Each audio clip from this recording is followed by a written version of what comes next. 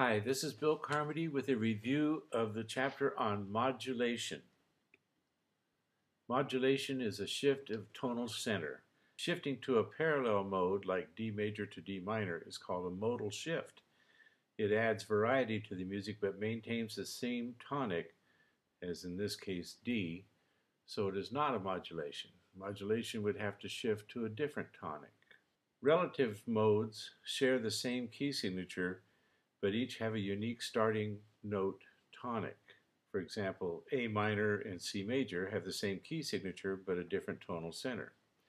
Notice that by adding one sharp, you add two closely related keys, one major, one minor, and by adding one flat, you do the same. So for any given key, there are 5 closely related keys to which you can easily modulate.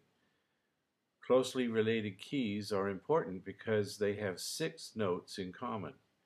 Only one note is different, so the change is subtle and easily disguised. The most common modulation within a period is to the dominant key. The tune starts out in one key and ends in the dominant key. For example, starting in D and cadences in A. The authentic cadence at the end of the period is a 1 chord in the new key and also the 5 chord in the old key. So repeating the period has the effect of going from 5 back to the original 1. If the repeat is not taken, you just go on in the new key, like this.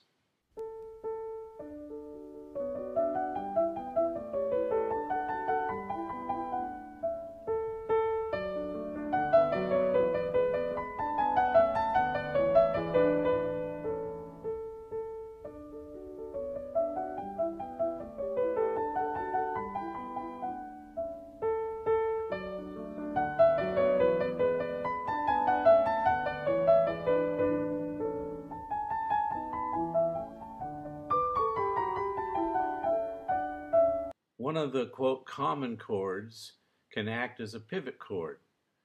You start in one key, and when you get to the pivot chord, you continue on in the new key. The pivot chord may be a 6 chord in the key of departure, and at the same time a 2 chord in the key of destination.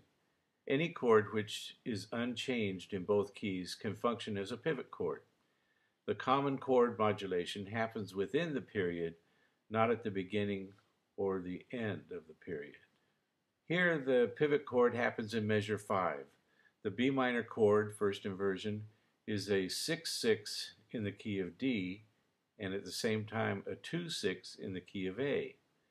The audience could not tell that the chord has changed its function, and so the progression sounds normal and logical before and after the pivot chord.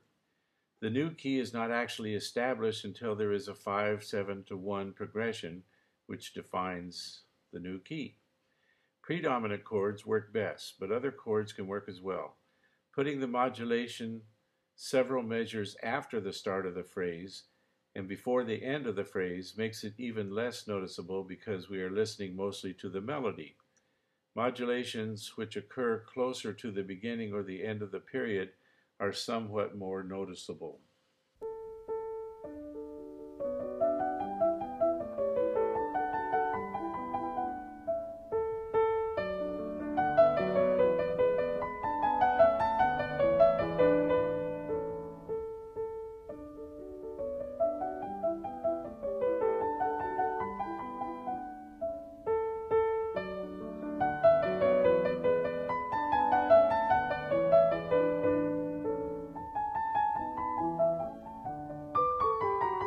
Goes on in the key of A.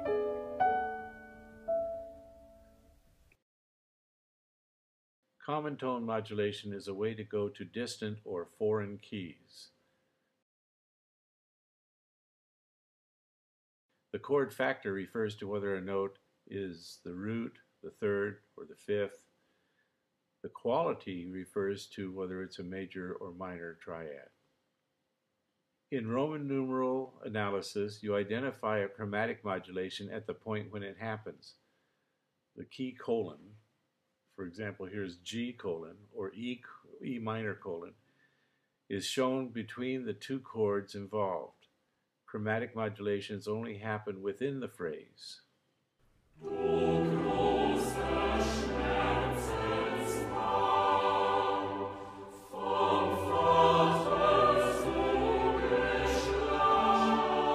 here we go.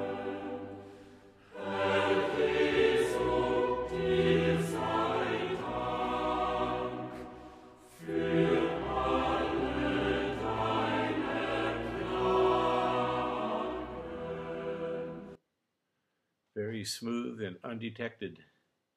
A phrase modulation, or sometimes called a direct modulation, is not subtle, but it is still useful. Marches, for example, always start the trio section in a new key using a phrase modulation.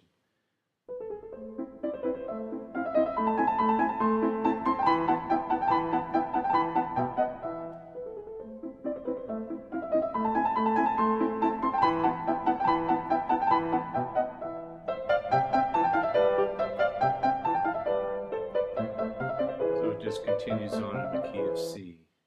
A phrase or direct modulation may also be called a cymbal crash modulation, since circus bands and other groups would put a crash at the point of the modulation. 1 5 1 5 1 5 1 crash 1 5 1 5 1 5 1 like that.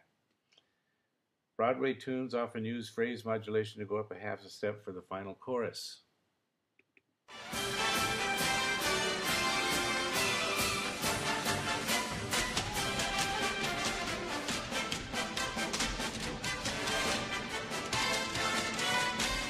Here it comes.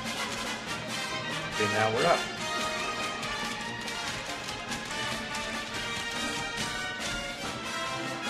Not subtle, but it is effective. These modulations usually involve closely related keys. Other modulation techniques will be studied next year and involve modulating to distant or foreign keys, those which are not closely related. Of the three techniques studied in this chapter, the common chord is the most useful and most common. It is your friend. Use it frequently and often. A little redundancy there. So you want the end of the period to end on a strong cadence, stronger than the first phrase. So what makes a cadence stronger? An authentic cadence is strong and good for second phrases. A perfect authentic is the strongest. Imperfect authentic is less strong. A half cadence is weak. It's unresolved. Good for the first phrase. A plagal cadence is barely more than a progression and seldom feels like a real cadence at all. Here's an example of a parallel period with a modulation.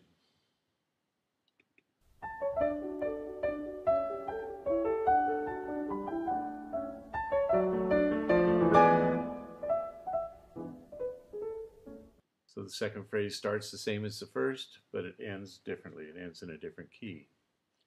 Here's an example of a false modulation. Here the second phrase is a sequence of the first phrase and sounds like a phrase modulation until the last measure when it returns to G major. So it hasn't really modulated at all.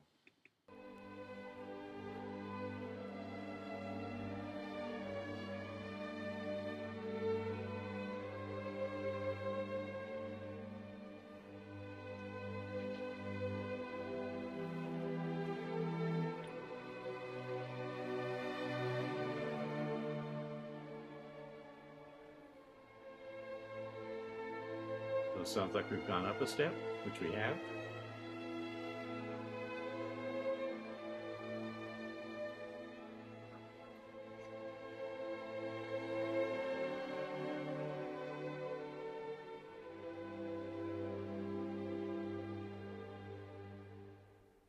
And we end again on the original tonic in the key of G.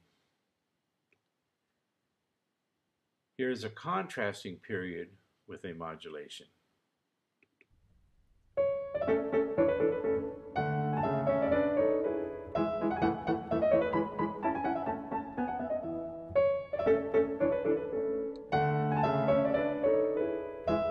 The second phrase is different, and cadences in E, where we started off in the key of A.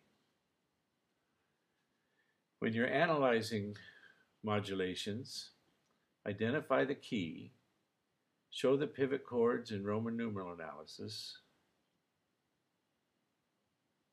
And for macro analysis, identify the chords and name them. Look for recurring accidentals. So in measure 2, we have a C natural. In measure 7, there's a C sharp. That's a clue.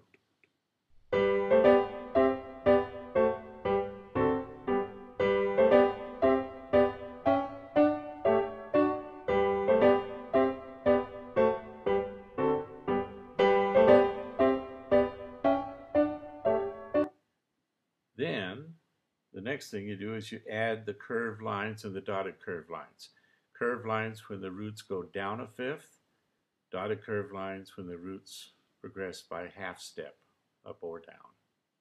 And finally, you add the Roman numeral analysis, including the new key center when it begins. So over here we show this is the pivot chord. In the key of G, it's a 1-6, but in the key of D, which is where we're going to cadence in the key of D, it's a 4-6. And after this pivot chord, look for a cadence formula. In fact, here we have a 7 to a 1, that's dominant to tonic, and a 5-7 to 1. So it sounds even more convincingly in the key of D.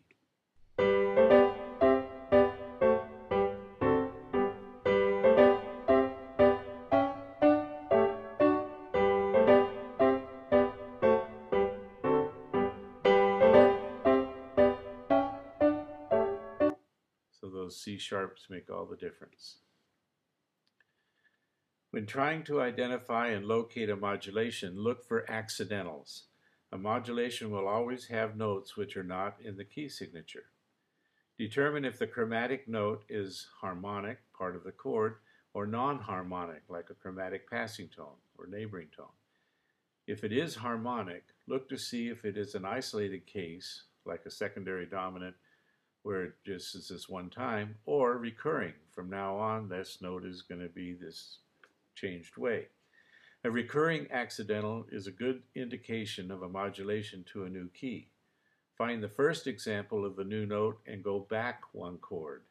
That prior chord is likely to be the pivot chord and the point of modulation.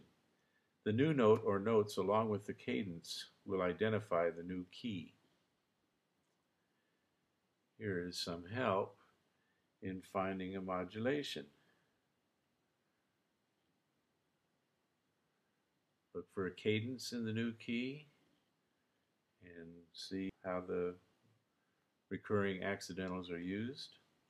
This flow chart will help you determine what kind of modulation is taking place, whether a modulation has a pivot chord, or chromatic pivot chord, a simple chromatic modulation, or a modal shift. So you can copy this down and use it when you analyze your modulations. Harmonizing a melody, you have several choices. The melody note can be the root, third, fifth, or even 6th or 9th of the chord. It needs to be a chord tone, especially on strong beats. Here, they show some of the choices that you can have for this melody. The connecting lines show where circle progressions could be applied, and that's a good thing. Remember the 3 types of functions of chords: tonic, predominant, and dominant. And tonic and dominant chords are the most important and the most used at the beginning and at the end of phrases. This shows the same melody harmonized by 2 theory students. 15.17 is okay, but it's plain.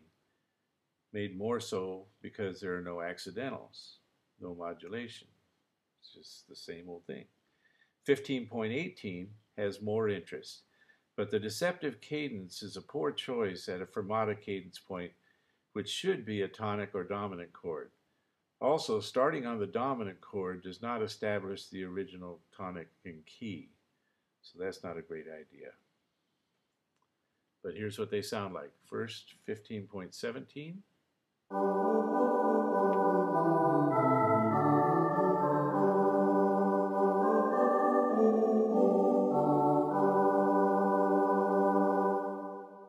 Not bad, not all that interesting, but it's okay. Nothing wrong with it. And here's 15.18.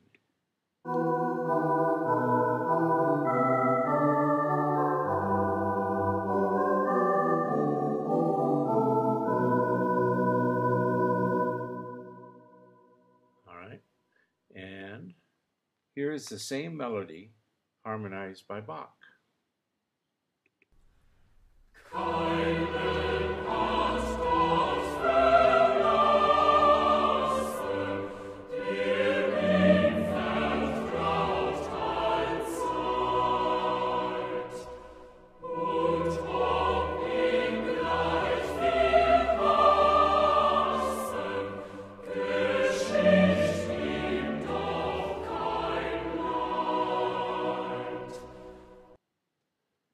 That's the master at work. You don't even hear the modulations, but they are charming. All right. This chart is in the Music Solutions supplement on page 58. It shows a way to get from any starting key to any of the other 11 tonics. After using one of these techniques, you need to use one of the cadence formulas at the bottom so that we can establish that new key. And here is one solution to the homework assignment 15.8. Okay, so here's what you do. You have the figure bass up here. And everything's in root position except for this chord's in first inversion, that chord's in first inversion. And this one cancels out the B flat and makes a G, B natural D. So it's a G major chord. So what you do is you write the names of the chords. This is an F with it's in root position, so it's an F chord. And then we have an E, which is the third of the chord, so it's a C chord. And then we have an F chord. And so here are all the chord names with the circles showing where the circle progressions are. Now we're in the key of F, so an F chord is a 1 chord. It's in root position, so it's just a 1. Here we have a C chord, which is a 5 chord. It's in first inversion, so that's what the 5/6 is, and so on. Now, when we're looking for modulation, we end up with a G chord going to a C chord, so we're going to modulate to the key of C. We look for the accidental and move back 1. So this would be normally the chord, the pivot chord right here, which is a 6/6 in the key of F and a 2/6 in the key of C. However, the book shows this analysis. They have the pivot chord back here, which I think is a little bit of a better choice because it has this, creates this progression 6-2-5-1, which is a nice linear progression. So it'll sound that way whether you analyze it that way or not. Either analysis would be correct because either chord could be considered the pivot chord. Here's a sample quiz.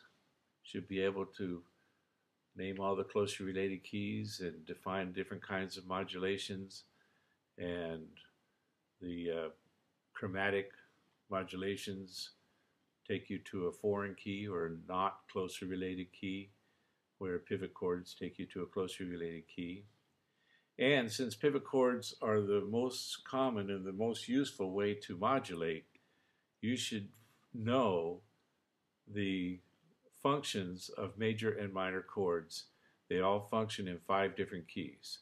So a minor chord can be a 2, 3, or 6 in a major key, or a 1 or a 4 in a minor key. A major chord could be 1, 4, or 5 in a major key, or 5 or 6 in a minor key. So on the test, don't forget to include inversions in your Roman numeral analysis. And that's all there is about that. Thank you. Bye-bye.